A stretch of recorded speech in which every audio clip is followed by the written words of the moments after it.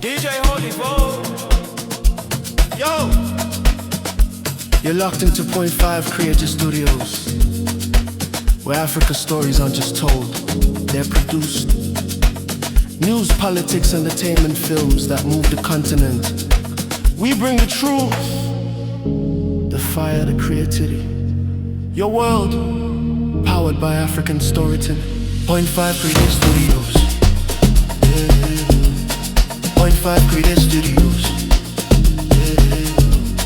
Point 5 Creative Studios.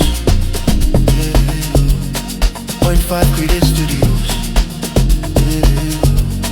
Point 5 Creative Studios. Afternoon, Zimbabwe. I just wanted to speak a few words of insight to the people of Zimbabwe, so that the citizens of Zimbabwe may know how to act in this situation where we are. We have ZANU-PF, a party that is beyond fixing, and where we are as a nation, this crisis that we have, the doing of ZANU-PF. So I think this is a wake-up call. This is a school of hard knocks for everyone. Come 2028, we have to vote ZANU-PF to the political dusty bins. The crisis that we have calls upon all citizens to be aware of their duties as citizens. The Constitution of Zimbabwe doesn't just articulate rights that are under Chapter 4. I understand most of Zimbabweans are awake to their constitutional rights, but very few citizens understand that they have got duties. That the new Constitution of 2013 actually imposes duties on the citizens. Every Zimbabwean citizen has got a duty under Chapter 3 of the Constitution of Zimbabwe. And this is under citizenship, Chapter 3, Section 35, Paragraph 4. There are actually 4 duties of every Zimbabwean citizen. Every Zimbabwean citizen is called upon to be loyal to Zimbabwe. Especially B, it says every Zimbabwean citizen has got a duty to observe the Constitution, to protect and defend its ideals and institutions. So when you talk of the Constitution, we're talking about the supremacy of the Constitution, that every citizen has to see to it that every arm of government, every juristic or a natural person is acting within the confines of the Constitution. And when you talk of ideals, we're talking of good governance, the things that are encapsulated under Chapter 1 of the Constitution. In particular, Chapter 1, Section 3, it speaks of that Zimbabwe is founded upon the respect of the people of Zimbabwe, from whom power to govern is derived from. Zimbabwe is founded upon the respect of the principle of multi-party democracy, respect for the principle of separation of powers, respect for the rights of all other political parties. So these are some of the ideals.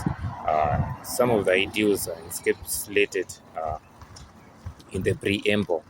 If you look at the preamble of the Constitution of Zimbabwe, it says, the common desire of the people of Zimbabwe is to live in a nation of justice, equality, and to resist every form of domination and oppression. So right now, the Constitution is calling upon every citizen to resist domination and oppression, according to the preamble, and according to Chapter 3. These are the duties of every Zimbabwean citizen. The duty to observe the Constitution, to protect and defend its ideals and institutions. When talk of institutions, we're talking of those institutions that are under Chapter 12 that have to do with supporting democracy. We're talking of Zimbabwe Human Rights Commission, Zimbabwe Gender Commission. As you know, Zimbabwe Human Rights Commission just discredited the entire Constitutional Amendment Bill number 3 in 2030 as unconstitutional and evil. And you saw what happened, the chairperson was fired. So it is incumbent upon all the citizens to defend such institutions so that they can continue to do their constitutional mandate. As you know, Constitutional Amendment Bill number 3 is seeking to vaporize Zimbabwe Gender Commission. We should not allow it to happen. Zimbabwe Gender Commission is another Chapter 12 institution that is there to support democracy. We should support these institutions so that they can discharge their mandate. We've got an overbearing executive that is trying to interfere with the functioning of these institutions.